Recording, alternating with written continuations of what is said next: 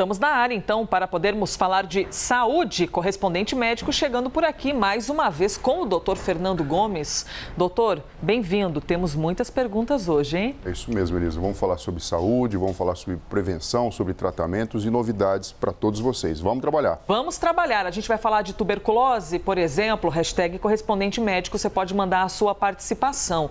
Mas antes de chegarmos ao assunto da tuberculose, a gente quer compartilhar com vocês uma pesquisa que diz respeito a um projeto que está tentando desenvolver uma nova vacina contra a Covid-19. Isso já seria um aspecto muito legal para a gente repercutir por aqui. Mas atenção, hein? Não é uma vacina qualquer aplicada por injeção. Pesquisadores de Portugal estão estudando uma vacina comestível. É isso mesmo, não é nem aquela gotinha, nem a vacina que muita gente tem medo, não é? Tem pânico de ver a agulha. É uma vacina que seria em forma de iogurte ou de suco. E aí, se você se pergunta, mas em qual estágio de desenvolvimento está essa vacina? Por enquanto, os pesquisadores estão fazendo testes em laboratório e planejam começar a fazer testes em animais nas próximas semanas já. A ideia dos cientistas é arrecadar dinheiro para tentar disponibilizar essa vacina dentro de 6 meses a 1 ano. Doutor Fernando Gomes, quem tem medo de vacina deve ter até sentado agora no sofá ou onde quer que esteja no trabalho para prestar atenção nesse assunto. Vacina comestível, doutor, isso é uma novidade absolutamente, não é? A forma de pensar aqui, ela acaba mudando um pouquinho porque o que se pensa em estimular com esse projeto é a imunidade celular. Quando a gente tem uma infecção, existem 2 tipos de respostas que acabam sendo muitas vezes monótonas. Nós temos uma resposta humoral, que é a produção dos anticorpos específicos para aquele antígeno, quer seja uma bactéria, um vírus ou até mesmo um fungo. Quando você, na verdade, tem infecção, além dessa resposta, que é a produção do anticorpo, você tem a defesa do próprio organismo acontecendo do ponto de vista celular, como, por exemplo, a gente está mostrando aqui. Então, você tem um antígeno. O antígeno, eu quero me referir ao agente infeccioso. Ele acaba sendo fagocitado, ou seja, engolido por uma célula que faz parte do sistema do próprio corpo do indivíduo, que vai estimular o sistema imunológico, com células T e células B, e na verdade vai existir uma resposta não necessariamente apenas vinculada à produção de anticorpos, mas a própria memória das células em reconhecer aquele agente externo e rapidamente eliminar a existência do mesmo. Esse projeto, na verdade, ele vem do Instituto Politécnico do Porto, lá de Portugal, e a linha de pensamento é desenvolver uma espécie de um probiótico, no qual você pode, ao decorrer do tempo, estimular especificamente contra o coronavírus a formação de uma resposta celular mais pronta e adequada. Então, assim, a linha de pensamento ela vai de acordo com algo que às vezes a gente não consegue dosar no exame de laboratório, né? Porque, lembra, no começo, quando a gente falava de vacina, falava o seguinte: mas você depois fez o exame para ver se você tinha IgM ou IgG? E muitas vezes a gente sabe que por mais que você não tenha isso manifesto, você tem a resposta também celular sendo estimulada. E, na verdade, por aqui, o caminho acaba sendo esse, Elisa. Doutor, então, essa é a diferença entre esse tipo de vacina e uma vacina injetável, por exemplo, a injeção que nós tomamos para qualquer que seja a doença? Aqui a gente está utilizando o próprio aparelho digestivo como forma de impacto inicial para ser estimulado de forma adequada e provocar, então, mudanças que vão impactar na memória da defesa celular. Não entra pelo músculo, então, que é o que a gente sempre fala. Que, aliás, vacina, o senhor já explicou pra gente, pode ser aplicada no braço, pode ser aplicada no glúteo, sempre em alguns músculos específicos. Essa seria a diferença, ao invés de entrar pelo músculo, entraria pelo nosso aparelho digestivo. Exatamente. É lógico que essa vacina ainda está num período embrionário de desenvolvimento, mas só de existir no campo das ideias e os testes pré-clínicos estarem sendo, na verdade, o próximo passo a ser, de fato, efetuado, já mostra para a gente uma possibilidade bastante interessante e aquilo que a gente sempre fala, né? É uma arma a mais no arsenal contra a pandemia. E se você, na verdade, consegue desenvolver isso de uma forma adequada, você imagina, outras doenças também podem se beneficiar de uma ideia como essa. Doutor, e na prática, poderia facilitar o acesso das pessoas a uma vacina, por exemplo? Aqui no Brasil nós já estamos falando de terceira dose da vacinação contra a Covid-19, mas lembrando que muitos países pobres, miseráveis, não têm esse acesso à vacina porque vacina custa dinheiro. Por isso a importância de alguns programas programas, por exemplo, como o COVAX Facility da própria OMS, não é? Que conta ali com doações para poder distribuir vacinas para países que não têm acesso. Logisticamente, o senhor já enxerga assim, algum benefício? Imagina o seguinte, Elisa, alguns problemas de saúde pública muitas vezes são tratados e conduzidos dessa forma e a gente nem percebe. Por exemplo, o flúor na água. Por exemplo, o iodo no sal, que evita o bócio endêmico. Então, imagina algo que pudesse ser de alguma forma distribuído de modo que a população pudesse consumir e você estimulasse, então, de maneira adequada o sistema imunológico. É lógico que, assim, quando a gente fala de país muito carente e sofrimento pelo mundo, a melhor vacina que tem, na verdade, é uma boa alimentação. Mas, junto com isso, algo que pudesse enriquecer de uma forma específica contra doenças faz todo sentido. Pois é, porque a nossa linha de raciocínio parte de seres humanos que têm acesso à alimentação, têm acesso a saneamento básico, à água potável.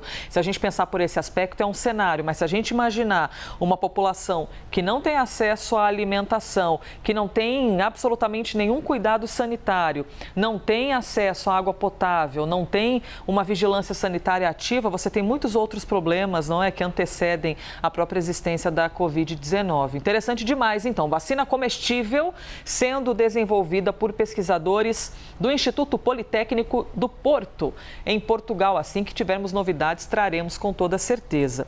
Doutor Fernando Gomes, tuberculose é o assunto que a gente quer trazer para você que nos assiste. Nesta semana tem uma data bem importante para a saúde, não é? Nós lembramos o Dia Nacional do Combate à Tuberculose. E aí, eu dei uma passadinha pelo story da CNN Brasil no Instagram, fazendo uma pergunta para os seguidores lá da página, @CNN Brasil. Eu perguntei o seguinte: se alguém pedisse para você explicar o que é tuberculose, você saberia? E aí muita gente se pegou pensando, puxa vida, não saberia. Às vezes a gente acha que tem intimidade com o assunto, mas na verdade na hora de explicar, isso diz respeito à nossa prevenção, né? Até porque informação é prevenção sempre. Muita gente não soube explicar. E por que a importância da gente falar sobre isso? A Organização Mundial da Saúde alertou recentemente que o número de mortes pela doença aumentou quando a gente observa 2020, o ano passado, em comparação com o ano retrasado, com 2019. E foi o primeiro aumento registrado em mais de uma década. No total, mais de 1.500.000 pessoas morreram com a doença em todo o planeta no ano passado. E as projeções, gente, apontam para números ainda maiores neste ano de 2021. Doutor Fernando Gomes, eu perguntei, você saberia explicar? Você sabe quais são os sintomas? E algumas pessoas ficaram na dúvida, inclusive mandaram perguntas que a gente já vai exibir aqui, hein? Quem sabe seu nome não aparece aqui em nosso telão. Mas vamos com o senhor. Como se transmite, afinal, tuberculose? Vamos lá. A tuberculose é uma doença infecciosa, causada por uma Mycobacterium tuberculosis. A forma de transmissão, quando a gente tem a infecção no pulmão, acaba acontecendo por gotículas, por perdigotos, é esse o nome que a gente dá, eliminados pela tosse ou pelo espirro. E, na verdade, você tem a junção da presença do bacilo e também do indivíduo com um sistema imunológico com dificuldade de fazer a sua defesa celular e a defesa natural a ele. Os sintomas podem ser, nesse caso, tosse por mais de 3 semanas, febre vespertina, então aquela no final da tarde, sudorese noturna, então a pessoa ela acaba eliminando muito líquido pelo próprio corpo durante o período da noite e muitas vezes se queixa do lençol estar ensopado, e emagrecimento.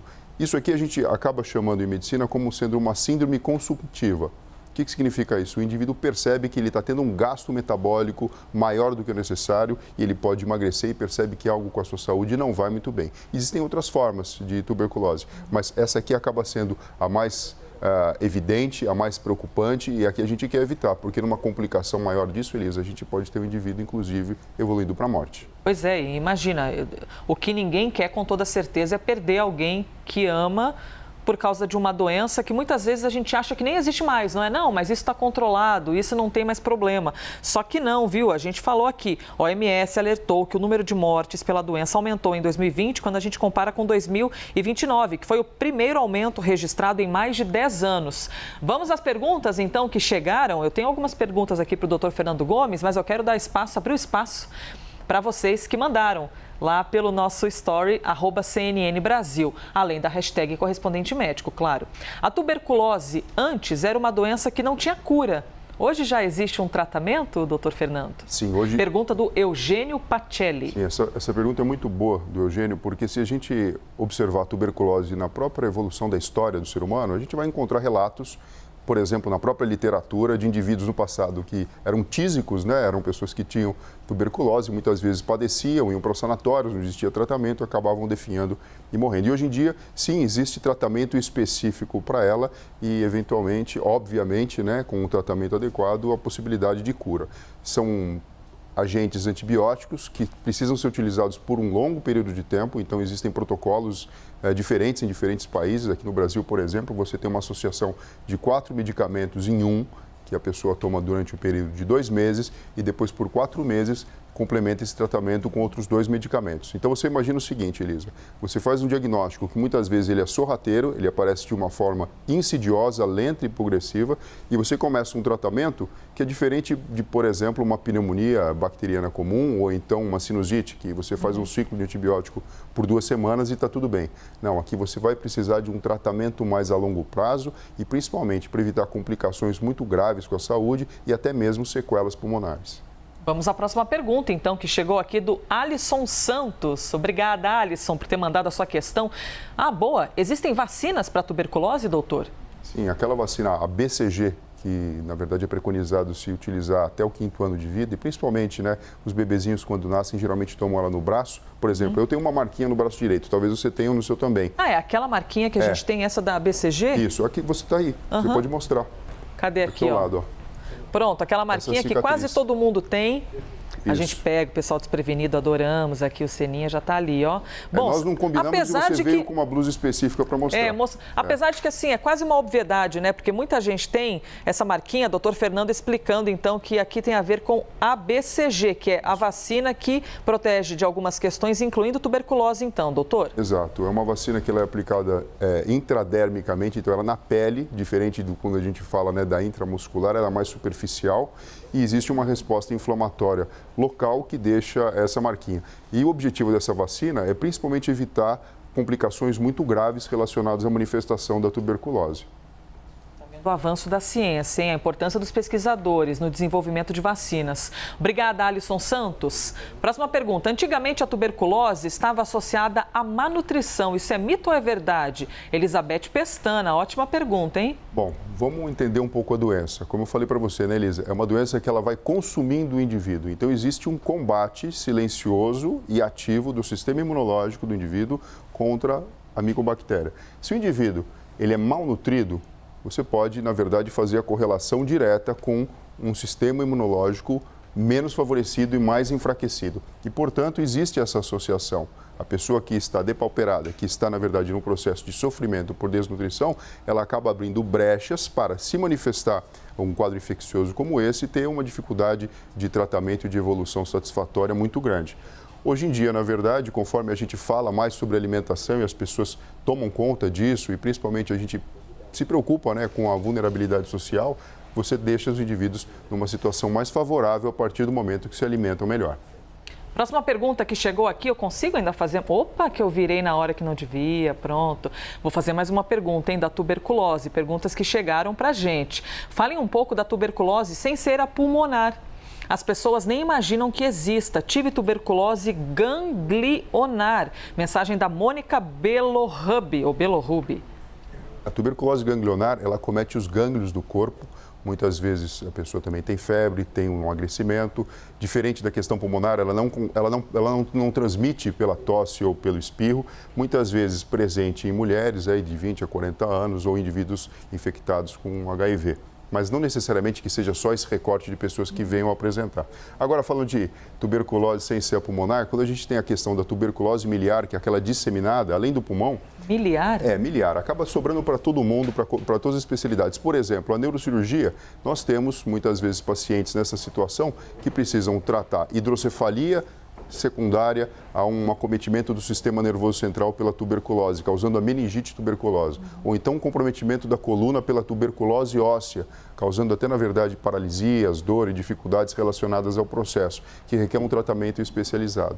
Então, assim, a tuberculose, a gente fica na nossa cabeça que é uma coisa só pulmonar, mas na verdade não é. Ela pode ter essas formas diferentes da ganglionar e acometimento pelo corpo como um todo. A vacina tem o papel principal de evitar essas formas tão graves, a meningite por tuberculose, a tuberculose óssea e essa forma disseminada, Elisa. Você viu a importância, Mônica, de você ter mandado essa pergunta para a gente, porque por meio da sua questão, o doutor pôde explicar, então, que a tuberculose não está ali reservada só à região pulmonar, não, que ela pode se desenvolver, se desenrolar de outras maneiras. Você pode mandar sempre a sua pergunta, a sua dúvida, viu? Hashtag correspondente médico lá pelo Twitter ou nas nossas redes sociais também, reservadamente, a gente vive recebendo sugestão para o correspondente médico, mas ressalto mais uma ferramenta para você conversar com a gente, @CNN Brasil, Instagram da CNN, volta e meia a gente vai aparecer lá com o story, compartilhando um assunto, incluindo a caixinha de perguntas para você mandar a sua.